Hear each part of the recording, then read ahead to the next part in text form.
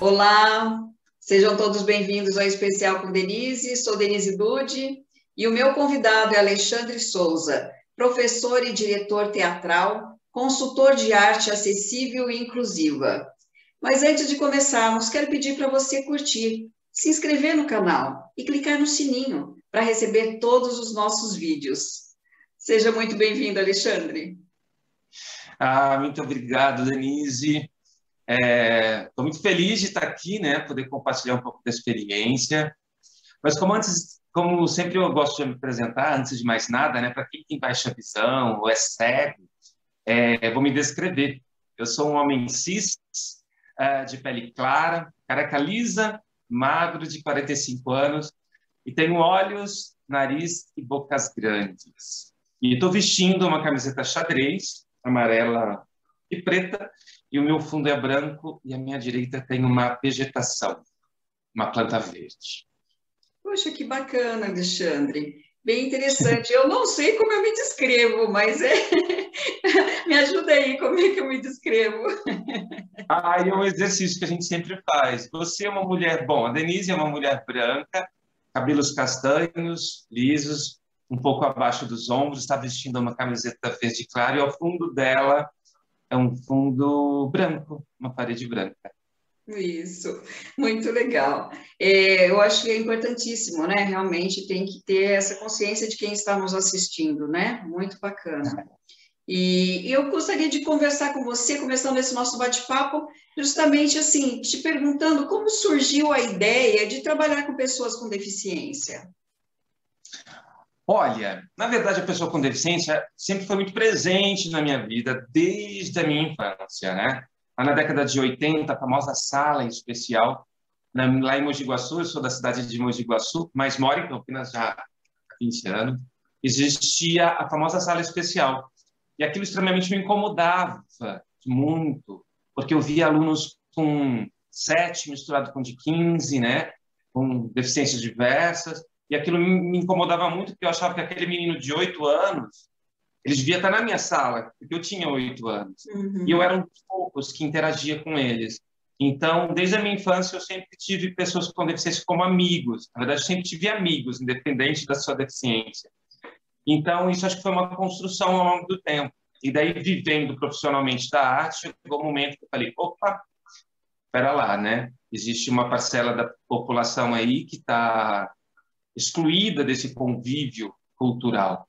Então, eu comecei a fazer a minha prática, assim, tentar fazer um pouquinho da diferença, conhecer. Mas daí, a trabalhar com pessoas como professor, eu acho que foi a consequência mesmo de sempre tendo pessoas com deficiência na sala de aula, mas daí eu quis me especializar um pouco mais, e hoje eu trabalho em 2 lugares, aqui em Campinas, que é a Inclusione, é uma clínica, e a ONG Sorri, dentro do programa Centro Dia, e dentro de um outro programa que trabalha com jovens com deficiência intelectual, preparando esses jovens para o mercado de trabalho. Aí o teatro vem como uma ferramenta fortalecedora para poder se expressar melhor, colocar suas ideias em prática. Então, o teatro ele pode ser uma ferramenta terapêutica para pessoas com deficiência, pessoa com deficiência intelectual? Sim, pode, com certeza. Muitas pessoas falam assim, se a arte e a ciência pode dialogar entre si, né? Eu digo que sim, que a arte e a ciência, e principalmente o teatro, né? Elas podem andar juntas, né? E dentre as inúmeras coisas que eu faço na minha vida profissional, esse casamento, né? Que tem sido a minha busca também, a minha pesquisa, a minha prática, e lógico, e fora o olhar que busco, né? Através de colegas, de estudos, né? De profissionais nesse universo, eu tenho comprovado que, através das minhas experiências, a eficiência, né, que a arte vem se mostrar, tem se mostrado, né, na evolução do comportamento motor, psicológico, né, de pessoas com deficiência intelectual. E para pessoas com autismo, com espectro autista, com síndrome de Down, também pode ser uma ótima ferramenta, ele pode ajudar muito também, né? Nossa, pode muito, muito, muito. Eu posso dizer assim que né, o teatro é uma linguagem artística muito potente, né? Eu diria que autotransformadora, né? Que permite até mesmo a transformação social, né? Eu mesmo fui um cara salvo pelo teatro. Fui uma criança extremamente tímida, a ponto de não sair para o recreio. Eu sempre conto essa história. Eu nem saía para o recreio, até que a diretora percebeu isso, de alguma forma, e começou a trancar os corredores. Eu era obrigado a ir para o recreio. E eu lembro que naquele ano foi quando eu comecei a fazer teatro na escola. Então, o teatro me salvou, né? Então, as aulas de teatro para as pessoas com deficiência, elas trabalham de uma forma muito lúdica, né? Colaborando em diversos aspectos, como memória, criatividade, concentração, né? Atitudes para a solução de conflitos, de problemas, até mesmo a percepção do espaço, percepção corporal, né? Até mesmo da fala, da sua própria fala, da sua voz, o controle, né? De emoções, respeitando o trabalho de coletivo. O que eu mais curto, assim, que a arte promove é a valorização do eu, né? Da autoestima. Não, isso é fundamental, né? Para todo ser humano. Uhum. Eu posso dizer isso, que eu também fiz teatro. Eu era super tímida.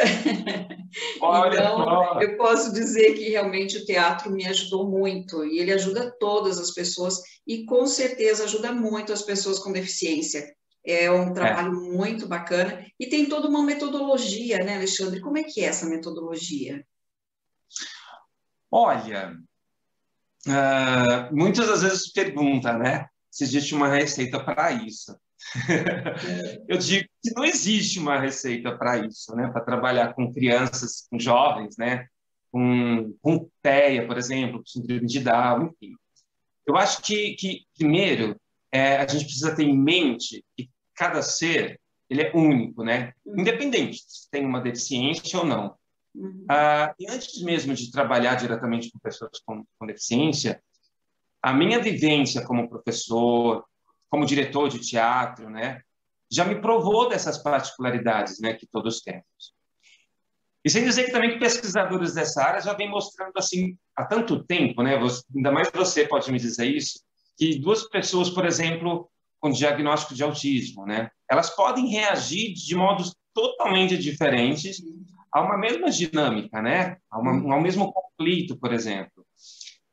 E eu vejo que para trabalhar com uma pessoa com deficiência intelectual, o professor ele não precisa ser um especialista no assunto, mas sim precisa, lógico, precisa conhecer, saber do que se tem feito a respeito. Mas, acima de tudo, para mim, Denise, acho que tem que ter sensibilidade para trabalhar com pessoas e gostar disso.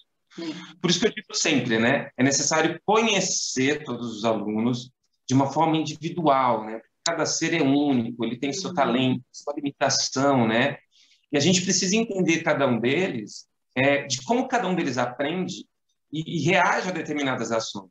É verdade. Isso, na verdade, é convivendo, né? Não existe uma receita. Talvez a receita esteja aí, né? É sensibilidade, é gostar de trabalhar com pessoas, é conviver, entender que somos únicos dentro de uma sociedade, né? Mas dentro de uma aula de teatro, né? Na verdade, eu recorro de modo geral a um sistema de jogos, de várias coisas, mas entre eles um sistema de jogos, como por exemplo da norte-americana Viola Spolin. Dentro da obra da Viola Spolin, ela traz um conjunto, por exemplo, de exercícios, de jogos dramáticos, que tem essa intenção de desenvolver a comunicação, a aprendizagem de cada indivíduo. Ela tem um sistema que, além de ser usado na formação profissional de atores, ela também tem sido muito adotada em práticas sociais, dentro de escolas, né, práticas educacionais, programas dirigidos à reabilitação, à saúde mental. Tem todo um preparo, né, para uma aula, né? Exige bastante atenção do professor, né? Para preparar essa aula para as pessoas que têm essas necessidades especiais, né, Alexandre? Sim, sim. Existe muito preparo. Na verdade, assim, eu falo assim que, na verdade, existe um mito do preparo, né? Eu, na verdade, preparo as minhas aulas com um leque de informações, mas na hora da ação, do vamos ver, a gente tem que estar muito atento ao que o grupo está querendo também naquele momento, né?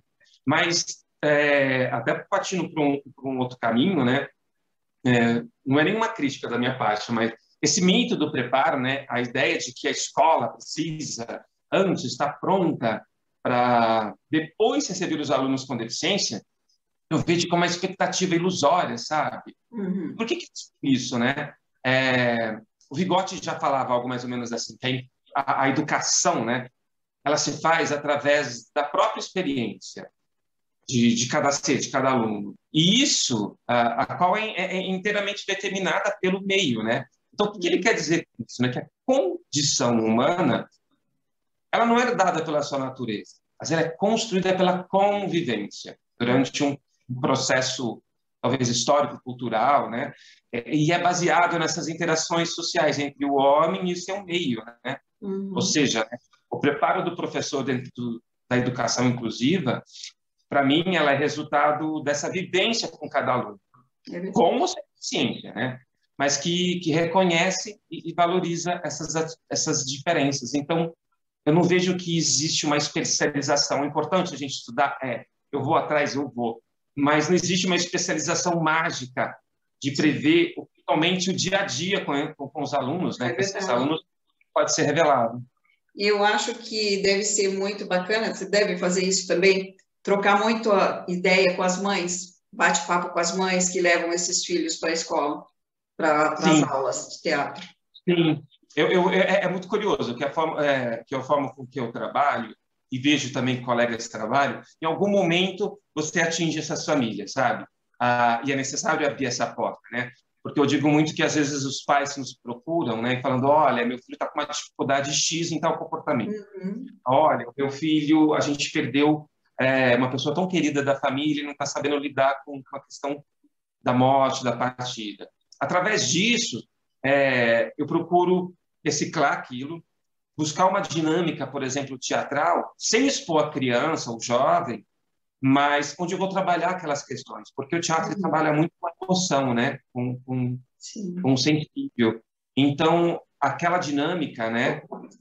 A gente pode até falar depois de como essa metodologia, mas ela, sem expor a criança, ela vai colaborar para aquele conflito que a criança ou adolescente está passando.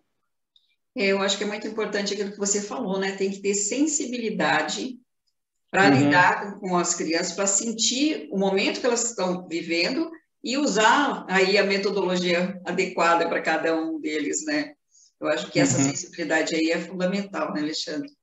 E, assim, para você, existe alguma coisa assim idealizada, ou como deve ser um ambiente numa sala de aula para pessoas com deficiência, no caso, síndrome de Down ou espectro autista? Eu acredito que, antes de tudo, acho que começa na recepção desse público, né? Como eles são acolhidos por todos, por exemplo, da instituição, até mesmo do professor, né? Eu acho que a escola, o ambiente, seja lá onde for, e desde o professor, esse professor também ele tem que ser um ambiente seguro para esse aluno, né? Mas também eu vejo, por exemplo, nos lugares que eu trabalho, tanto a Sorri como a Inclusione, os lugares são lugares amplos, abertos. No espaço onde eu dou a aula, eu digo ali porque é bem aqui perto de casa. A Raquel, né, que é terapeuta ocupacional dali, ela teve o cuidado de trabalhar com salas abertas, nada é fechado. Existe uma sala, mas ela é aberta, onde eu me comunico com outro espaço, porque muitos deles a gente vê que tem essa questão do incômodo do ambiente fechado ou de uma sala muito pequena, né? Eu acho que esse cuidado é extremamente importante. Nossa, que bacana. E uma outra coisa assim que eu queria que você falasse um pouquinho. Tem alguma lembrança de algum momento marcante com o aluno que você percebeu uma evolução, um desenvolvimento desse aluno que você poderia nos contar? Ai, tem tantas. Mas, eu vou trazer o caso de um jovem, ele está com uns 24 anos, sem citar nomes, né, para não expor. Na verdade, ele é um menino com síndrome de Down e também com autismo, né? Bom, o autismo e a síndrome de Down, para muitos, às vezes, falam, nossa, mas podem coexistir, em alguns casos podem, né? E dividindo com vocês, né, uma experiência com um aluno com esse duplo diagnóstico, no caso dele, né, ele apresentava alguns sintomas típicos, né, desse caso, como, por exemplo, movimentos repetitivos, né, comprometimento de fala. Eles tinham uma dificuldade muito grande de interação com o grupo, uma resistência com mudanças na rotina, né, dentro do espaço. E no caso dele, ele nunca ia para a sala de aula. Ele gostava de ficar numa escadaria assim bem no fundo, no espaço aberto. Eu falei, o quê? Então, vamos começar a ter aula lá. E eu levei todo mundo para esse espaço, para essa sala, né? Para o aberto. Então, vamos para lá. E ali ele ficava no mundinho dele, né? No movimento repetitivo. Ele tem momentos de balançar. E para outros, poderia falar, ele não está interagindo. Então, a aula acontecia ali. E eu sempre provocava ele de trazer ele para o grupo, para aquela dinâmica, aquele exercício. Mas ele sempre no universo dele. Mas, para mim, eu procuro acreditar que todo ser, né, ele está conectado de alguma forma. Né? Então, eu percebi que ele estava presente. E toda a dinâmica eu puxava ele. E eu posso dizer, Denise, que isso eu falo que é um trabalho de formiguinha. Por exemplo, foram depois de 3 meses, ou um pouquinho mais, que um dia eu joguei, era uma dinâmica que eu fazia com tecido, esse tecido ele poderia ser qualquer coisa, menos tecido. Ele podia ser a capa do Superman, ele poderia enrolar e virar um bebê. A gente tinha que criar uma situação, uma cena. E nesse dia eu joguei para ele, e aí? Vamos participar? Né? Provoquei ele, olha esse tecido, o que ele é? Pus na minha cabeça, eu sou careca, será que ele pode ser um cabelo de Rapunzel? E ele se levantou.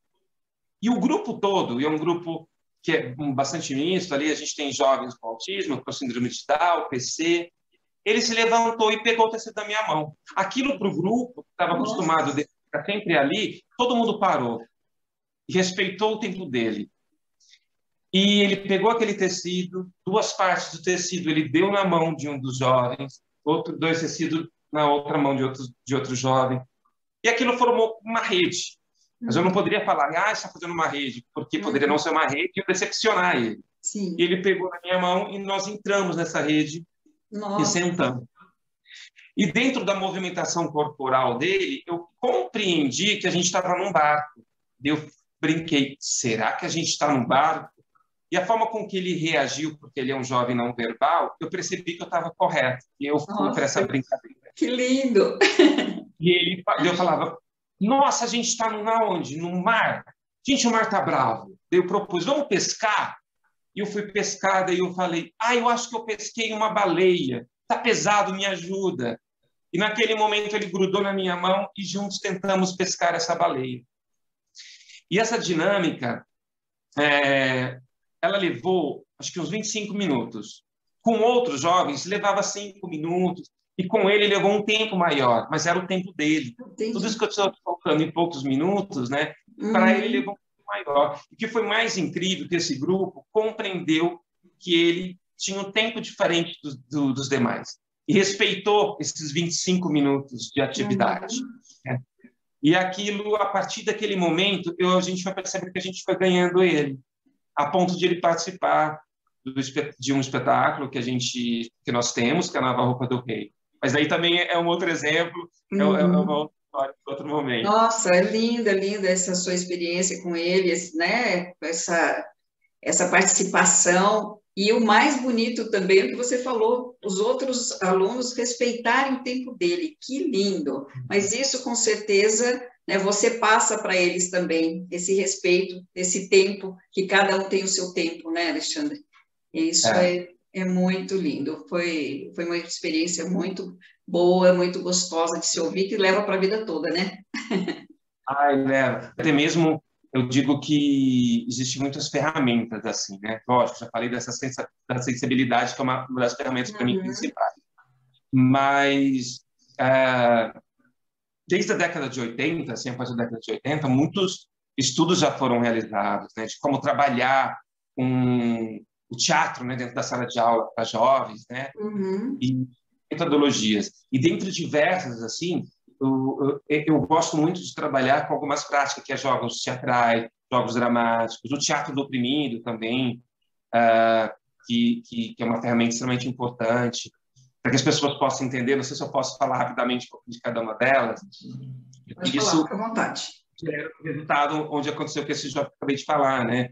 Por exemplo, o jogo dramático. No jogo dramático, na verdade, resumindo, ele é caracterizado como uma atividade em grupo, né? Onde todo aluno ele trabalha a partir de si, né? Mas do seu mundo, mas trabalha diretamente com os colegas, né? Então aí a gente utiliza personagens, situações, diálogos. E eu vejo que uma ferramenta de análise do mundo, né? Na qual as situações que é colocada naquele momento, uma dinâmica, ela é questionada o tempo todo, ela é revista, ela é modificada dentro desse jogo coletivo, né? Uhum.